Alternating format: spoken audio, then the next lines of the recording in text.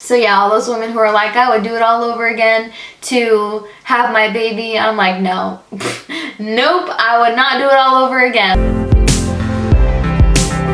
Hey everyone, welcome back to my channel. Thank you for coming back. Today is a story time, kind of a sensitive story. I recently had a daughter, not so recent, depending on how you define recent.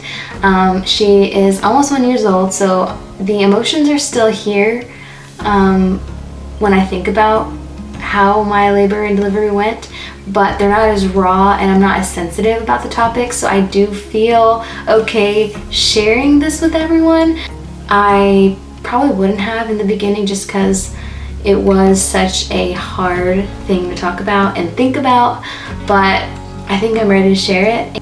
I fully acknowledge and I'm aware that my experience when compared to some other women's experience may not seem like it is terrible, like I've deemed my experience to be terrible, but I do have my own opinion about how things went for me.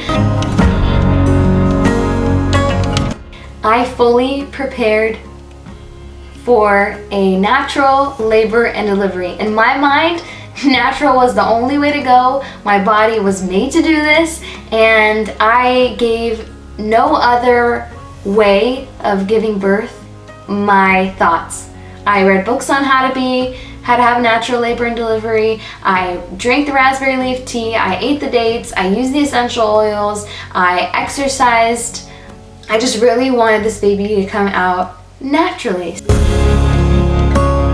When I found out I was pregnant, it was time to choose a doctor, but because I had only been living where I live for about a year's worth of time, when I found out I was pregnant, I didn't really know of any good doctors. I did call around, but you can't really get a feel for how doctors are just based off of online reviews because they were always like half good, half bad. So I ended up asking my friends, and I ended up just choosing the doctor that most of my friends had. The first week that I went in there to the very last week, I had a healthy pregnancy. My baby was growing well. All of her vitals were good. She was measuring well. Everything was good.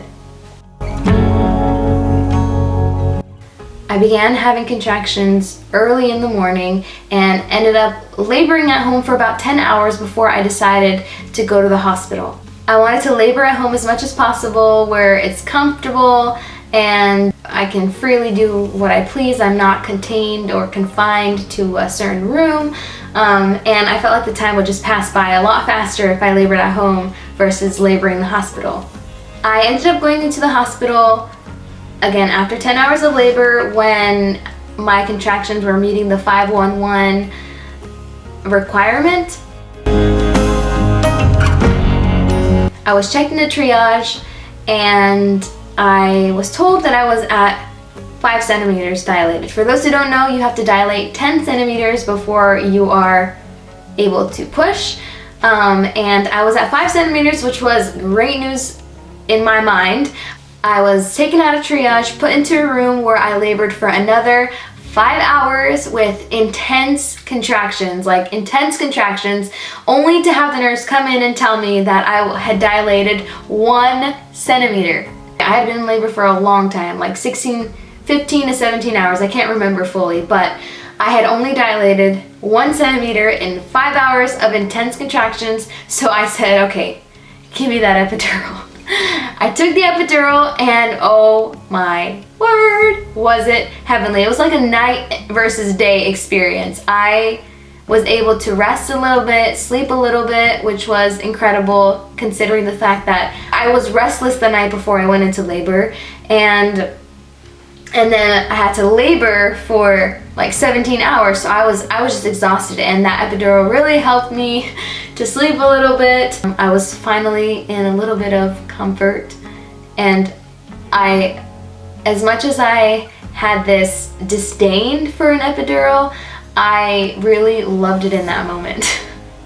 So I continued all night laboring, and at 6 a.m., which was now 24 hours of labor, I was told that I finally dilated to 10 centimeters. Aww!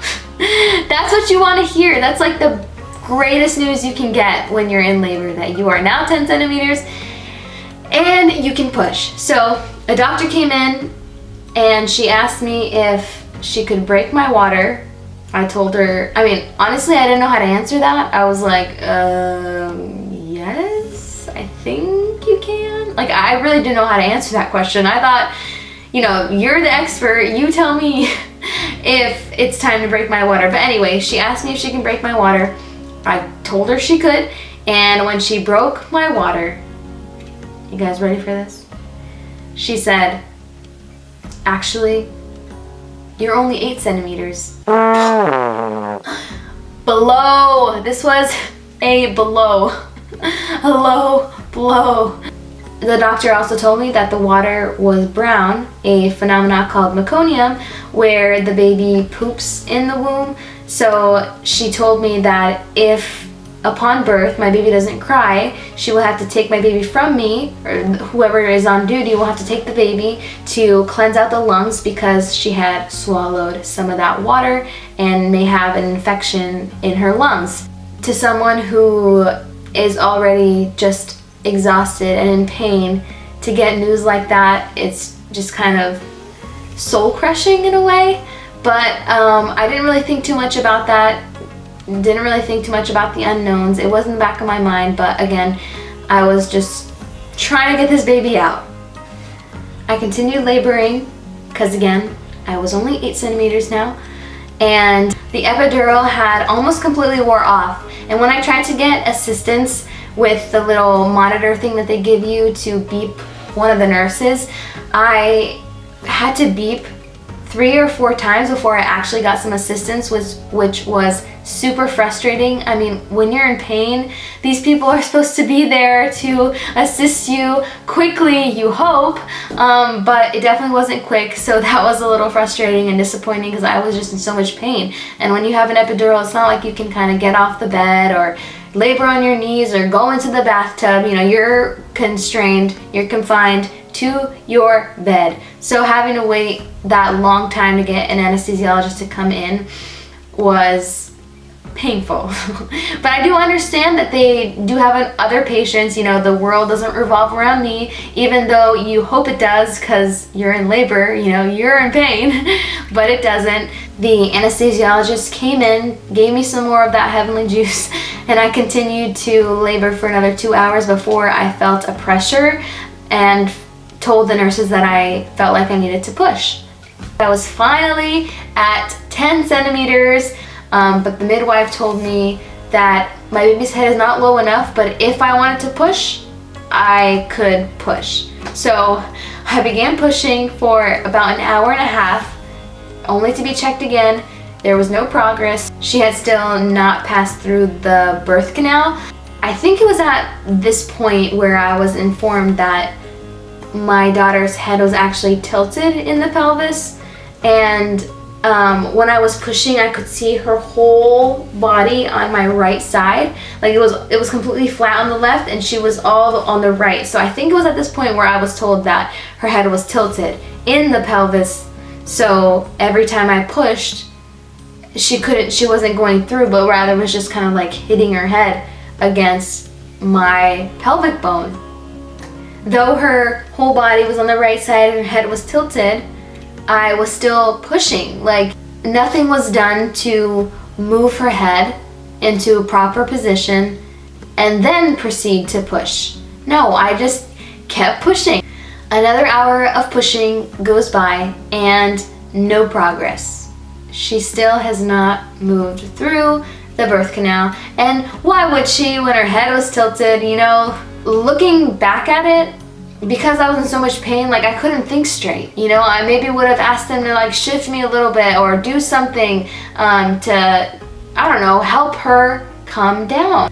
I was not given any direction. It was just kind of the ball's in your court, you know, do what you think is best. But here I am, like not really informed, not the professionals in the situation, but I'm given the responsibility as if I'm the professional.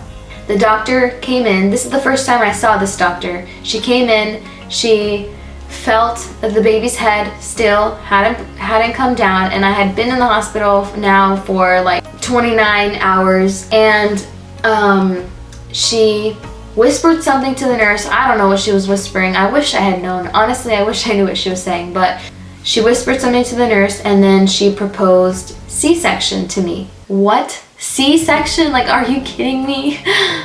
C-section was now on the table. You guys, the woman who wanted an all-natural labor and delivery, whose daughter's heart rate, everything was good. I was just there for a long time, you know, her head was tilted, but I was in so much pain. I was so tired that now I was considering it. But I told the doctor that I wanted to push for 30 more minutes, and if nothing had happened, then take me in for a C-section. The next time I saw the doctor was an hour later, and she came in just to say, not to check me, but just to say that the operating room was ready for me. The doctor that proposed the C-section was the one who actually performed the C-section. I was in labor for 31 hours. It took like 40 minutes for the C-section to be done and over with.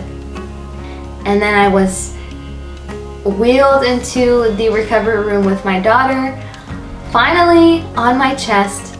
But those first moments with my daughter, those over the moon, intense feelings of love that you should be feeling, that all these other mothers, you know, talk about feeling, I really didn't have that. It hurts me to say that, but I was feeling so defeated, so sad, so disappointed about how my labor and delivery went down. Emotions were just running at an all-time high, and it wasn't really good emotions. As I look back at how everything went down in that hospital, if I do get pregnant again, I will not be returning. I know how important it is to select a hospital with people who work there that actually care, because it is going to make or break your experience. In retrospect, I do not feel like those nurses or doctors really cared about me. When I first began to push, the nurse asked me to count to 10. And so, yeah, I was like, okay, you know, I'm gonna count to 10 even though I'm in so much pain. So I started counting to 10, and I literally could not focus on counting to 10. I was in so much pain. Pushing is not an easy task, and counting while pushing, it just doesn't mix. So I was like, after the first 2 times, I was like, I just can't count. Can you count? But just the fact that I had to ask her to count because she had told me to count, like, that shows that she wasn't very experienced or hadn't gone through the experience herself. Through my pain, she was silent, the nurse was silent. Not that I expected any of the nurses to be a doula, you know, that's not their job, but at least gave me some direction. That would have been so helpful, but to just have nurses that were silent or seemingly apathetic really was discouraging. A lot of labor and delivery is a mental thing. You need people who will be around you to give you some guidance, give you some direction. You know, people who are experienced, people who are compassionate, and I didn't really have that. Upon knowing that my baby's head was tilted in the pelvis, they should have done something to tilt it. I mean, breached babies are flipped. Posterior babies are delivered vaginally. I'm not saying breached babies are delivered vaginally. I'm just saying that they are flipped before the woman goes into labor. But there are women who have posterior babies during labor who end up giving birth vaginally. Like, yeah, the baby sometimes has a mind of its own, but I know that there are things and there are other options before C-section.